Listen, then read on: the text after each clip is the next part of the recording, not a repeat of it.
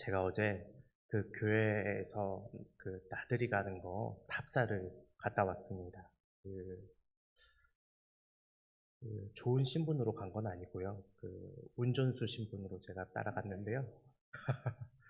근데 감사하게도 또 운전만 시키는 게 아니라 먹여도 주고 뭐 나들이도 데리고 와 주시더라고요.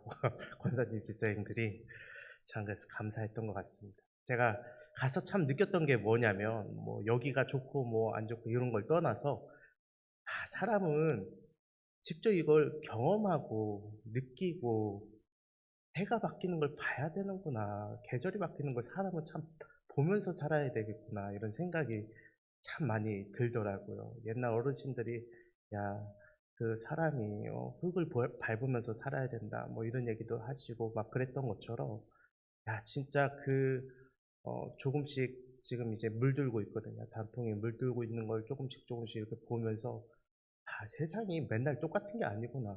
하나님 뜻에 따라서 이 세상이라는 것도 계속해서 바뀌어가며 영원한 것 없이 돌아가고 있는데 참 내가 그 안에서 내가 내 안에서 내가 하는 일에만 갇혀 있으니까 때로는 이런 뭐 온라인 세상에서만 갇혀 있으니까 아니면 다른 걸로만 이렇게 갇혀 있으니까 '내가 이걸 못 봤구나.' 이런 생각들이 좀 들었습니다. 하고 싶은 말이 뭐냐면 이제 11월 4일날 가니까 지금이라도 신청하면 된다고 하셨거든요. 그러니까 다들 지금이라도 꼭 신청하셔서 그것을 같이 경험하고 느끼고 같이 교회됨을 누리는 귀한 시간들이 다 되셨으면 좋겠습니다. 오늘 말씀은 이 라오디게아 교회에게 향하신 바로 예수 그리스도의 말씀입니다. 예수님께서 말씀하시는 것이죠. 우리는 지금 교회들에 대해서 지금 계속 차근히 봐오고 있는데 오늘은 특별히 일곱 번째, 그러니까 마지막 교회입니다. 마지막 교회까지 지금 살펴보고 있는 것이죠. 이 마지막 라오디게아 교회의 말씀을 우리가 보면서 그러한 마음들을 먼저 느끼셨으면 좋겠어요.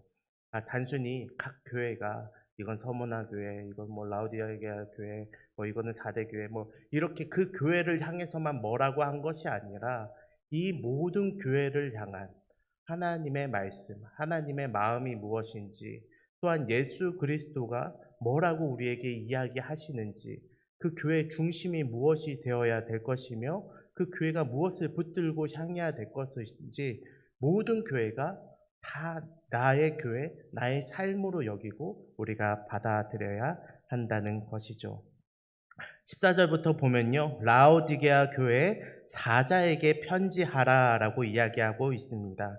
여기서 사자는 제가 뭐라고 말씀드렸냐면 원어적으로는 이제 천사다라고 이야기했는데 천사라고 기록되어 있지만 거기 교회의 목회자에게 편지하라라고 이야기하는 거라고 말씀드렸습니다. 그러니까 그 교회의 목회자에게 편지하라, 감독에게 편지하라는 거죠. 왜냐하면 편지한다는 거죠. 예수님께서. 왜냐하면 질서의 하나님께서 그를 통하여서 모든 성도들에 이르기까지 그 자신의 그 뜻을 분명히 하시고 그 영적인 것을 부어주시기 위해서 그렇게 이야기하시는 것입니다. 결국 거기에 대표에게 편지하는 것처럼 보이지만 모든 교회가 받아들이기를 원하는 예수님의 마음이 드러난다고 제가 처음에 말씀드린 바가 있습니다. 그러면서 이제 예수 그리스도에 대한 소개를 지금 사도 요한, 그러니까 제자된 요한이 설명하고 있는 것이죠. 각 교회마다 이 예수님에 대한 소개가 그 앞절에 있잖아요.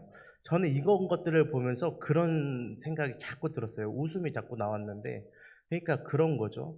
옛날에 뭐 이런 그 권투나 뭐나 이런 거 보면요, 막 소개가 있지 않았습니까? 뭐 지금도 그런 소개들을 하는데, 본코너 뭐 80kg, 지옥에서 살아 돌아온 600만 불의 사나이, 뭐 박병수 막 이렇게 한 거 있지 않습니까?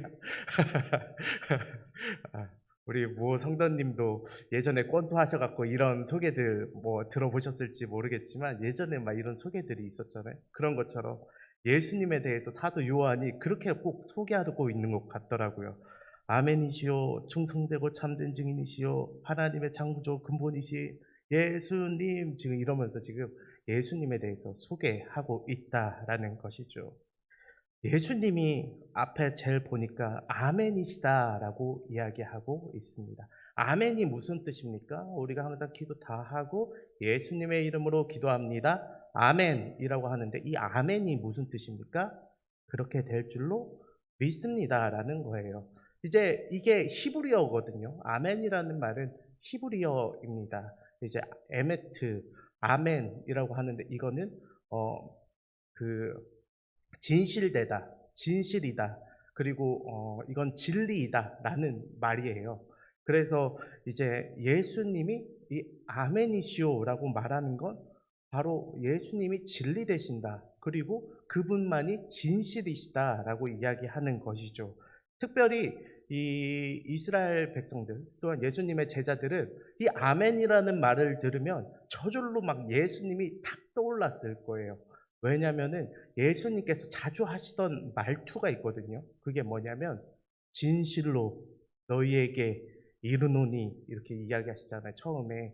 아니면은 진실로 진실로 두 번 얘기하시면서 너희에게 이르노니 이런 말들을 했습니다. 이런 말투는 사실 예수님만이 사용하시던 말투였어요. 그 말이 무엇이냐? 아멘, 아멘, 너희에게 이르노니 이 말이에요. 원어적으로 바꿔보면. 그러니까 진짜 진짜로 내가 너희에게 이른다. 그리고 이 아멘이라는 말에 진짜 이게 축약형이거든요. 이 말을 길게 느려뜨려 놓으면은 이제 히브리어로 엘 멜레크 네만이라고 합니다. 하나님은 신실하신 왕이시다라는 그 말을 진리이다, 진실이다라고 사용하는 것이죠. 그러니까 하나님이 왕이시라는 그 말을 분명히 이 아멘이라는 단어 속에 축약하고 있는 것입니다. 그 말을 예수님께서 사용하시는 것이죠. 그렇게 되면 그 다음번에 있는 구절과 이것이 연결되어지는데 충성되고 참된 증인이시다라는 말과 이 아멘이라는 말이 연결될 수가 있습니다. 이제 충성되고 참된 증인이시다. 충성되고 참되신 분이신 건 알겠는데 무슨 증인이신 거지? 뭘 증언하시고 뭘 증인으로 여기시는 거지? 예수님이 무엇의 증인이 되실까요? 예수님이 자기 자신의 증인이 되어 주시는 겁니다. 이 말을 좀 이해하려면요, 우리가 말씀 한 구절 같이 찾았으면 좋겠는데요. 요한복음 18장 37절 말씀을 한번 찾아보셨으면 좋겠습니다. 요한복음 18장 37절 말씀 우리 같이 한번 찾으셔서 읽으면 좋겠는데요.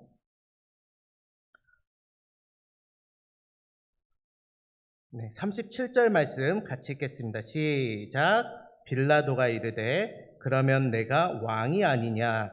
예수께서 대답하시되 내 말과 같이 내가 왕이니라. 내가 이를 위하여 태어났으며 이를 위하여 세상에 왔나니 곧 진리에 대하여 증언하려 함이로라. 무릇 진리에 속한 자는 내 음성을 듣느니라 하신대. 아멘. 그렇습니다. 곧 뭐에 대해서 증언한다고요? 내가 왕인 거, 내가 진리라는 것에 대해서 증언하기 위해서 빌라도에게 이야기하시는 겁니다. 그렇습니다. 예수님은요, 다른 걸 증언하시는 게 아니에요. 내가 왕이다. 방금 하나님은 신실하신 왕이다 라는 말을 축약하면 아멘이라고 했는데 그 말처럼 내가 왕이다. 다시 말해서 내가 곧 하나님 된다라는 말을 지금 증언하고 계신 것이죠. 예수님의 이 증언은 우리에게 너무나 중요합니다. 왜냐하면 예수님 스스로가 왕이심을 분명히 하셔야 우리의 구원이 진짜가 되기 때문에 그렇습니다. 예수님께서 이렇게 자기 자신을 진리로서 증언하고 계신 것이죠. 그리고 하나님의 창조의 근본이다라고 하면서 본인이 하나님 되심을 한 번 더 이야기하시는 것입니다. 우리 창세기 1장 1절에 보면 이렇게 적혀 있잖아요. 하나님이 세상 어떻게 돼 있죠? 그 갑자기 기억이 안 나는데 저기 태초에 하나님이 천지를 창조하셨느니요. 제가 자꾸 요한복음 3장 16절이 생각이 나가지고 태초에 하나님이 천지를 창조하시는 우리 담임 목사님께서 말씀해 주셔서 알았습니다. 태초에 하나님이 천지를 창조하십니다. 여기서 태초에 하나님이 할 때 이 하나님이라는 이 단어가 이제 복수형으로 적혀 있는 거죠. 뭐 당시에 그 왕이나 아니면은 당시에 그 신을 향해서 물론은 복수형으로 사용하기도 했지만 우리는 이 복수형으로 적혀 있는 것, 그러니까 다수의 의미를 뜻한다는 거예요. 그것을 통하여서 삼위일체 되신 그 하나님을 엿볼 수가 있다. 창세기 1장 1절에서부터.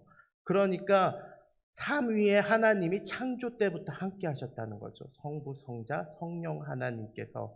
그렇기 때문에 그분이 근원 되신다라는 것은 그 창조의 시작 되시면서, 그리고 근원된다라는 말은 그 창조의 그 에너지원이 되신다는 거예요. 세상이 무엇으로 창조되었습니까? 하나님의 말씀으로. 우리가 무엇으로 지음받았습니까? 하나님의 말씀으로 우리가 지음받은 겁니다. 하나님의 말씀은 육신이 되어서 누가 되었다고 했죠? 예수 그리스도가 되었다고 요한복음에서 기록하고 있는 것입니다.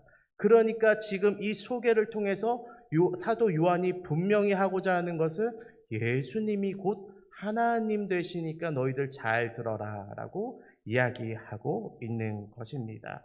그런 분이 그런 지금 예수님께서 나오셔서 이야기하시는데 딱 보시고 이 라오디게아 교회의 이 믿음, 그들의 신앙을 한번 입에 맛보십니다.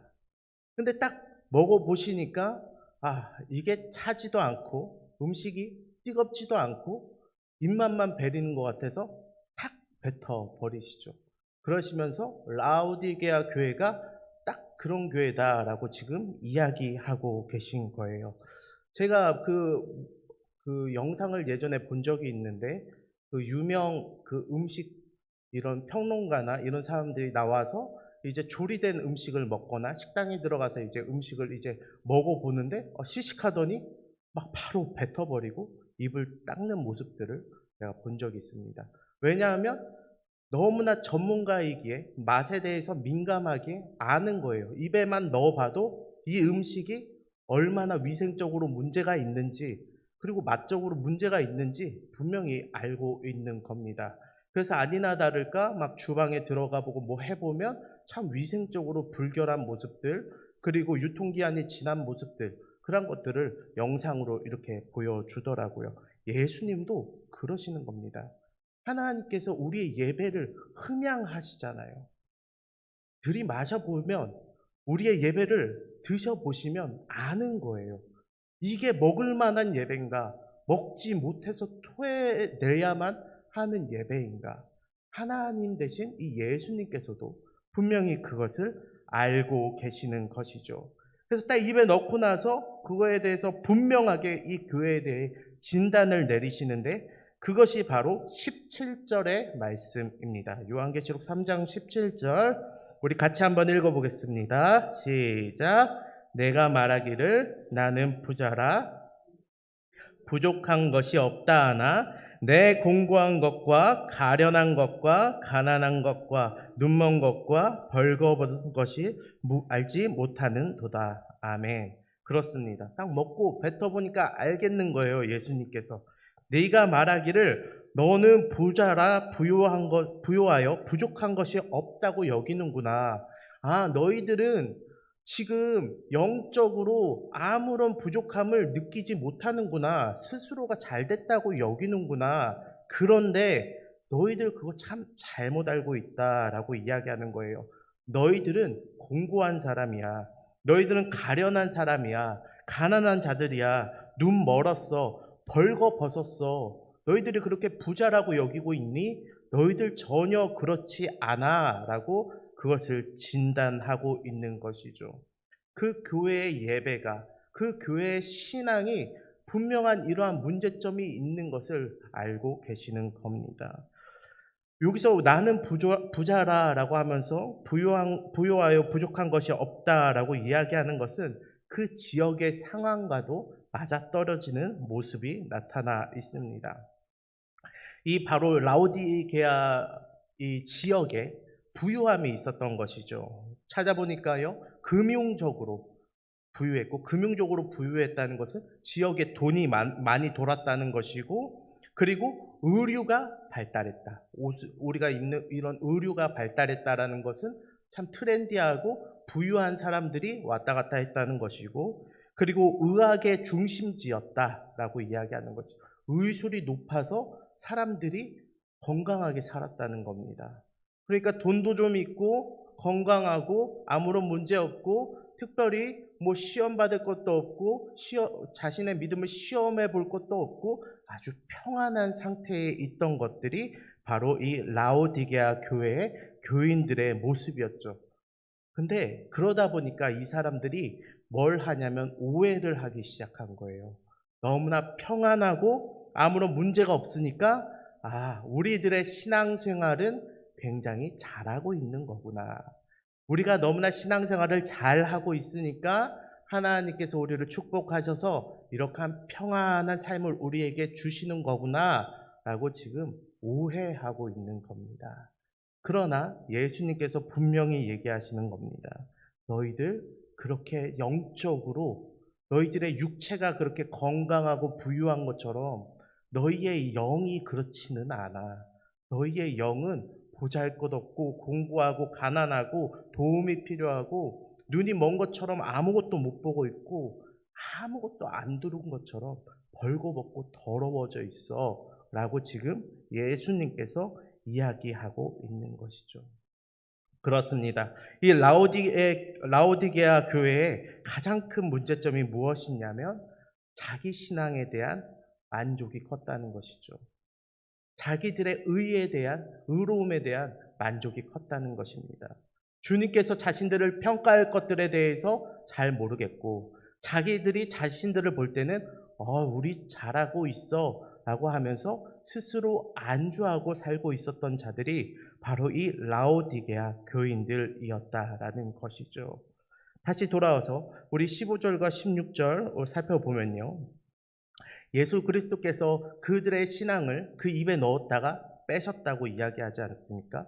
그 내용들이 적혀져 있습니다. 왜 예수님께서는 굳이 이런 비유를 또 사용하셨을까요? 이 역시도 바로 당시에 이 라오디게아 그 지역과 굉장히 상관이 있기 때문에 이러한 비유를 사용하셨습니다. 15절에 보니까 내가 내 행위를 아노니 내가 차지도 아니하고 뜨겁지도 아니하도다라고 이야기하고 있습니다. 제가 예전에 이 말씀을 처음 접했을 때는 그렇게 생각했어요. 차지도 않고 뜨겁지도 않다라는 그 말은 너가 열정적으로 예수 그리스도를 믿거나 아니면 뭐 믿지 말던가 네 마음대로 해라, 약간 이런 말인 줄 알았거든요. 근데 제가 말씀을 공부하다 보니까 그게 아니었어요. 그 무엇이었냐면 차거나 뜨겁지 않다라는 말은 너가 하나님 앞에 아무런 유익이 되지 못한다는 거예요. 너희의 예배가 아무런 쓸모가 되지 못한다는 겁니다. 이 라오디게아 주변에는요, 이제 골로새 지역이 옆에 있었고요. 우리 골로새서 있지 않습니까? 이 골로새 지역이 옆에 있었고, 다른 한쪽에는 히에라폴리스라는 지역이 있었습니다. 근데 이 골로새 지역은 무엇이 유명했냐면 그 산에서부터 내려오는 차가운 샘물이 유명했어요. 왜 그게 유명하겠습니까? 유대인들에게 있어서 물은 굉장히 구하기 어려운 거예요. 우물을 파야 했고 유목민 생활을 했던 그 예전에 유목민 생활을 했던 자들이지 않습니까? 그렇기 때문에 우물 때문에 전쟁도 벌이고 이 물에 대한 가치가 굉장히 높은 자들이에요. 아니 근데 땅을 파지도 않았는데 산에서부터 물이 흘러나와, 그것도 깨끗하고 시원한 물이 흘러나와, 이거는 생명수와 같은 것이죠. 그러니까 예수님께서 그것을 지금 비유하고 있는 겁니다. 네가 차지도 않다라는 말은 이 생명의 물처럼 이렇게 흘러내리는 이 샘물과 같이 다른 누군가의 마음과 그 갈증도 해결해 줄 수 없는 신앙을 가지고 있구나라고 이야기하는 것이죠. 뜨겁지도 않다라는 것은 그 다른 옆에 지역, 이 히에라폴리스 지역을 지금 이야기하고 있는 겁니다. 그 지역에는 또 뭐가 유명했냐면 온천이 유명했어요. 뜨거운 온천이 유명했습니다. 그러니까 그 온천을 통하여서 마음의 안식뿐만 아니라 또 온천은 어떤 용도로도 사용하냐면 치료의 목적으로도 사용하지 않습니까? 그러니까 사람들에게 그렇게 의료적인 유익까지도 줄 수 있는 그 뜨거운 물에 대해서도 지금 이야기하는 것이죠. 너희들은 그 온천수만도 못한, 그러니까 온천수에 그 유익이 있는 것처럼 너희들의 신앙은 어느 누구도 치료해주지 못하고 어느 누구에게 영향력도 주지 못하는 그러한 것이다 라고 지금 이야기하고 있는 것입니다. 그러니까 차지도 뜨겁지도 못한다는 건 어느 쪽에서도 너가 유익을 구하지 않는 신앙생활을 하고 있음을 이야기하고 있는 것이죠. 미지근하다라고 이야기하는 겁니다. 그 말은 너희의 신앙은 타인에 대해서 무관심하고 자기 만족으로 끝나버리고 영적으로 타락해 있다라고 분명하게 이야기하시는 것이죠.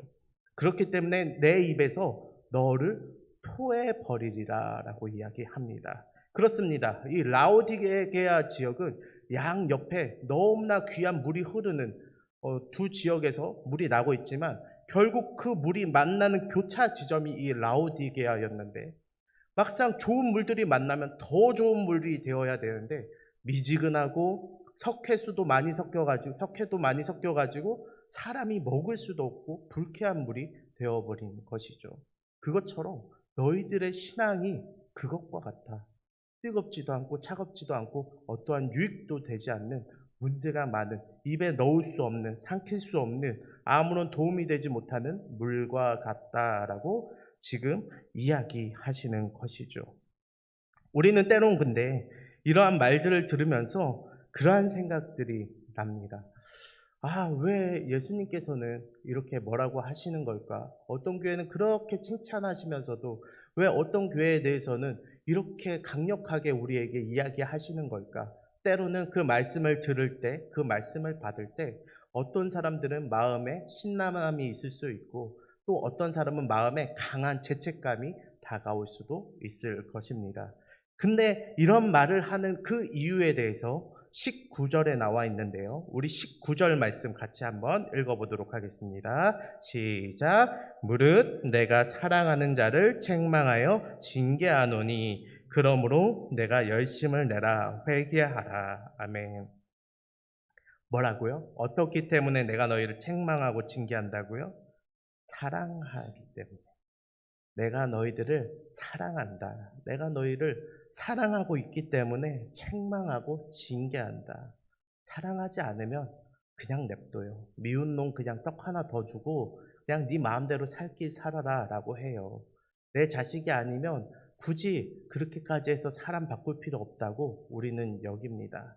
근데 예수님께서는요, 이러한 교회를 향해서도 내 자식으로 여기시는 거예요. 하나님의 자식으로 여기시는 겁니다. 그들이 예수님을 믿고 구원에 얻은 자들이에요. 그들 안에서 복음 자체가 없던 자들이 아닌 것입니다. 그러나 그 신앙에 대해서 안주해버리고 그 신앙을 그저 그 자리에 냅두는 것만으로도 만족해버리니까 그것에 대해서 미지근하다고 하시면서 이야기하는 것이죠. 예수님은 결코 우리들의 신앙을 그냥 놔두시는 분이 아니십니다. 신앙을요, 무조건 하나님 나라에 이르기까지 우리를 성장시키려고 하고 계세요. 왜요? 우리를 너무나 사랑하기 때문에 그렇습니다. 우리가 이 같은 모습으로 가장 귀한 곳 하나님 나라에 들어가는 것을 원치 않기 때문에 그러세요. 구원으로 만족하는 것을 예수님께서는요, 결코 원치 않으십니다. 너희가 구원받았어? 그러면 너희가 이 땅 가운데서도 그 구원받은 자로서의 삶을 한번 느껴봐. 그것이 얼마나 좋은지 너희들이 한번 누려봐. 하나님 나라에 들어가서만 누릴 것이 아니라 이 땅 가운데서도 너희들의 믿음을 통하여서 그것이 드러나기를 원하는 것이 바로 예수님의 마음인 것이죠. 그렇기 때문에 사랑하기 때문에 책망하고 징계한다. 네가 열심을 내라 회개하라 라고 이야기하는 것이죠. 그러면 무엇을 회개해야 되냐에 대해서는 이 18절에 나와 있습니다. 제가 읽어드릴게요. 18절. 내가 너를 권하노니 내게서 불로 연단한 금을 사서 부요하게 하고, 금을 연단한 금을 사서 부요하게 하래요. 요즘 금값이 올랐는지 떨어졌는지 저는 잘 모르겠습니다. 저번에 많이 100만 원까지 갖다 떨어졌다 막 그러는데, 사실 지금도 올랐는지 떨어졌는지 저는 금이 없어서 잘 모르겠습니다만, 근데 예수님께서 지금 금에 투자하라고 지금 이런 얘기를 하시나? 그렇지 않습니다. 여기서 말하는 금은 무엇입니까? 우리가 욥기서에서 봤던 그 연단한 것, 그 무엇입니까? 믿음이에요. 우리의 믿음이 금과 같이 귀한 그 믿음, 그 정제된 믿음, 순도 있는 믿음, 변하지 않는 믿음을 드러내기를 원하세요. 뭐를 통하여서? 연단을 통하여서, 시련을 통하여서. 너희들이 아무것도 안 하니까 너희들의 인생 가운데 아무런 그게 없는 거예요. 때로는요, 살아가다 보면요, 그 같은 그리스도인이더라도 온도가 다른 사람들이 있습니다. 근데요, 참 특이하게도요, 늦가기에 예수님 믿은 사람들이 더 뜨겁습니까? 어떻습니까? 더 뜨거워요, 진짜. 늦가기에 예수 믿은 사람들이 더 마음이 막 뜨겁습니다. 대표적인 성경의 인물도 있잖아요. 바울도 그렇지 않습니까? 늦가기에 더 늦게 믿으면 예수님의 그 마음에서 부어주시는 것이 더 커서 그런지 막 더 뜨겁게 그 신앙생활을 합니다. 근데 때로는 모태신앙인 사람들은 너무나 인생을 그냥 아무렇지 않게 그냥 이렇듯 저렇듯 이렇게 살아가시는 분들이 있어요. 그것 자체가 잘못됐다는 것이 아니라 때로는 그러한 삶에 놓여져 있다면, 그러한 매너리즘에 놓여져 있다면 스스로를 돌아볼 필요가 있는 거예요. 정말 세상 가운데서 나는 구별되어 살고 있는가? 그리스도인으로서 살고 있는가? 그러한 선택을 하고 있는가? 그러한 가치관을 가지고 있는가? 누군가에게 예수를 전하려고 살고 있는가? 그러면서도 내 삶이 평탄해? 그럴 수도 있겠죠. 근데 그렇게 사는데 그저 평탄하기만 하다면, 그렇게 안 살면서 내 삶이 평탄해, 나 예수 믿어 라고만 말한다면 어쩌면 우리의 신앙에 대해서 분명히 돌아볼 필요가 있다는 것입니다. 그것에 대해서 예수님께서 지금 이야기하고 계시는 거예요. 너희들의 신앙을 연단한 금을 사서 부유하게 하라. 너희의 믿음을 시험해봐라. 예수 그리스도에 대해서 말해보고 삶으로 살아보고 예수님 때문에 손해도 봐보고 예수님 때문에 소금도 맞아보고 하라는 것입니다. 그리고 흰 옷을 사서 입어서 벌거벗은 수치를 보이지 않게 하라라는 것이죠. 그리스도인에 합당한 그러한 차림을 하고 살라는 겁니다. 예수 그리스도로 새 옷을 입은 자들이 바로 그리스도인들입니다. 그리스도인들이죠. 이제 그러한 자들에게서는 분명히 그 옷을 입었으면 그 옷에 합당한 모습들이 나타납니다. 다른 사람 누가 볼 때에도 저 사람은 그리스도인이구나, 저 사람은 뭔가 믿는 바가 있구나 라는 것이 드러난다는 것이죠. 똑같이 세상 사람들과 옷 입으면서 마음속으로는 나는 그리스도인이야, 그렇게 살아가지 말라는 겁니다. 너희들이 이 땅 가운데 살면서 당당하게 너희들이 입은 옷을 드러내놓고 살으라고 이야기하고 계십니다. 또한 안약을 사서 눈에 발라 보게 하라고 이야기하고 있습니다. 제가 아까 이 라오디게아 지역은 의료가 발달했다고 이야기했는데 특별히 문헌을 좀 찾아보니까요, 안약이 유명했다고 합니다. 그래서 그 안약을 처방받으려고 많은 사람들이 이 라오디게아 지역에 방문했다고 하죠. 그러면서 예수님께서는 마치 그것과 빌어서 너희들 그 지역에서만 육체적인 그러한 안약, 그런 것들만 보는 것이 아니라 너희들 스스로가 이 말씀을 통하여서 이 눈에 안약을 발라서 믿음의 눈으로 세상을 바라보면서 살라는 거죠. 가치관의 영역인 것입니다. 우리들이 무엇을 보는지, 똑같은 것을 보더라도 어떠한 마음과 어떠한 생각과 어떠한 뜻을 가지는지 너희들이 그 믿음을 분명히 하라고 이야기하고 계신 것입니다. 그랬을 때에 주님께서 우리에게 이야기하시는 것은 그때에 우리를 만나 주신다는 거죠. 너희들이 정말 그 마음을 갖고 살아가면 내가 너희들 지금 책망하고 지금 너희들 징계하고 있지만 내가 너희들 만나주겠다라고 20절에서 이야기하는 겁니다. 볼지어다 내가 문 밖에 서서 두드리노니 누구든지 내 음성을 듣고 문을 열면 내가 그에게로 들어가 그와 더불어 먹고 그는 나와 더불어 먹으리라. 아멘. 그렇습니다. 당시에 이 시대적으로 이 당시에 가장 최고의 친분을 과시할 수 있었던 게 뭔지 아십니까? 같이 먹는 거였어요. 내가 이 사람과 아주 가깝게 한 집에서 같은 빵을 떼어서 같이 서로 나눠 먹는 것, 이것이 가장 서로의 친분을 과시할 수 있는 수단이었던 거죠. 그러니까 가장 친한 사람에게 그러한 일들을 할 수 있었던 것입니다. 예수님께서 너희가 내 음성을 듣고 문을 열어줘? 그러면 내가 너희와 같이 떡을 떼겠다라고 이야기하고 있는 것입니다. 이 말씀은 단순히 세 가족, 그러니까 예수 그리스도를 모르던 자들이 이 예수님을 알게 되면서 그 마음 가운데 주님이 찾아가신다라는 의미뿐만 아니라 내가 이미 예수 그리스도를 믿고 있지만 내가 이미 기존의 신자였지만 그 마음이 미지근했었으면 다시 너희들이 찾으면 언제든지 그 마음에 반응해 주겠다고 이야기하고 있는 것이죠. 즉, 이 말씀을 보면서요, 저는 가장 기억에 남는 사람이 누구였냐면 바로 베드로였습니다. 베드로가 예수 그리스도를 3번 부인하지 않습니까? 가장 자신이 예수님을 잘 믿고 있었던 사람으로 여겼던 사람 중에 하나가 바로 이 베드로였습니다. 나 같은 제자가 없을 거야. 나보다 더 높은 제자는 없어. 예수님과 가장 친한 제자는 없어. 라고 여겼던 것이 바로 베드로였습니다. 예수님께서 발 닦아주려고 하시니까 뭐라고 하십니까? 아니요, 내 머리까지도 닦아주십시오 했던 게 바로 이 베드로지 않습니까? 나만큼 예수님과 가까웠던 자가 없어 라고 여겼는데 예수님을 3번 부인까지 했던 사람이 바로 베드로였던 것이죠. 그 이후에 예수님이 부활하셔서 죽으시고 부활하셔서 어떻게 하시죠? 베드로를 찾아가십니다. 예수님께서 베드로를 찾아가셔서 뭘 하십니까? 밥을 차려주세요. 조반을 차려주시는 겁니다. 그러니까 베드로가 멀리서 보고 예수님인 줄, 어부라서 이제 그물로 물고기를 잡고 있다가 멀리서 예수님인 걸 알아보고 어떻게 합니까? 물에 뛰어들어서 예수님께로 나아갑니다. 그 모습이 바로 이 말씀과 같은 것이죠. 예수님께서 그 조반을 나누시면서 이야기하십니다.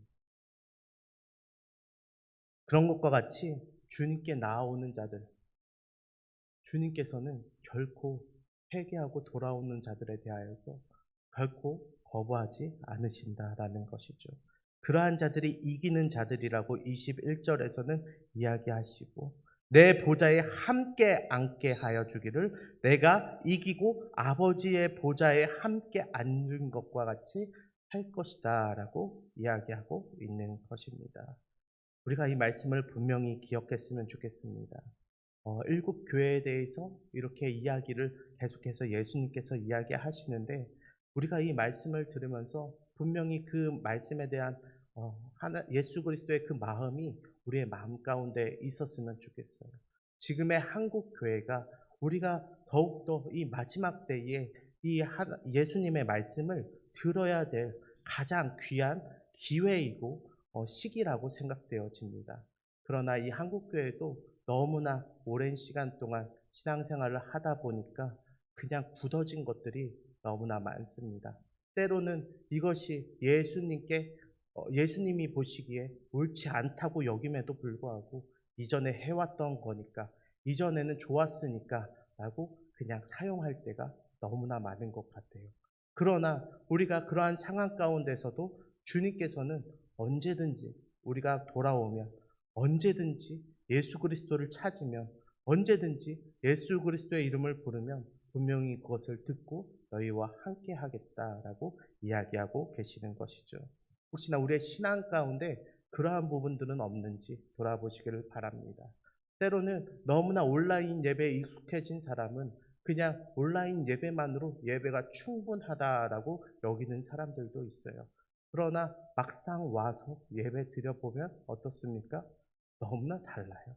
온라인 예배와 현장에서 드리는 예배는 다릅니다. 제가 드리는 말은 이 온라인 예배는 예배가 아니고 현장에서 드리는 예배만 예배입니다 라고 이야기하는 것이 아니라 그 은혜가 다르다는 거죠. 경험해 본 사람은 다르다는 겁니다. 이 온라인 예배만 그러겠습니까? 우리의 신앙생활도 마찬가지인 거예요. 제가 청년들에게 지난주에도 제가 설교하던 것이 있습니다. 유튜브나 이런 것들에서 답을 찾아보고 너무나 쉽게 자신의 꿈과 자신의 비전을 포기하지 말라는 거예요. 왜 그런데 찾아보고 했던 사람들이 하는 말들, 아, 이랬는데 이거는 이렇고, 이거는 얼마밖에 안 준다더라. 이거는 이랬는데, 아, 이건 너무나 힘들다더라. 이러한 말들을 통하여서 왜 해보지도 않고 자신이 해야 될 것들을 결정하고 포기하고 쉽게 그것들을 저버리냐는 거죠. 또한 비단 삶의 그런 문제들뿐만 아니라 우리의 인생 가운데 모든 관계들도 그렇습니다. 너무나 쉽게 그 어릴 때는 사람과 사람의 관계가 다 새롭지 않습니까? 그렇다 보니까 그 사람과의 관계 가운데 어려움이 있더라도 또 답을 찾아보고 같이 힘들게 해보고 그러면서 이제 친구가 되어가는 모습을 우리가 어렸을 때 기억할 수 있습니다. 근데 나이가 들면 관계가 어때요? 새롭게 맺기도 어렵고 그 사람들에 대해서 쉽게 판단해버리고 쉽게 서로 져버리고 그러한 모습들이 다 있다는 거죠. 우리의 신앙 안에서도 그러한 부분들이 분명히 있습니다. 그러나 중요한 것은 늘 예수님께서 우리를 다시 만나주시고 다시 한번 기회 주시고 다시 한번 은혜를 더하여 주시는 모습들을 살펴보며 우리도 우리의 인생들 가운데 삶 가운데 다시 한번 도전하고 다시 한번 믿음으로 그리스도인으로서 살아가기를 원하고 그것을 위해서 주님 앞에 나아가는 그런 모습들이 있어야 된다는 것입니다. 이것을 믿고 의지하는 우리 모든 성도님들 되시길 진심으로 바랍니다. 기도할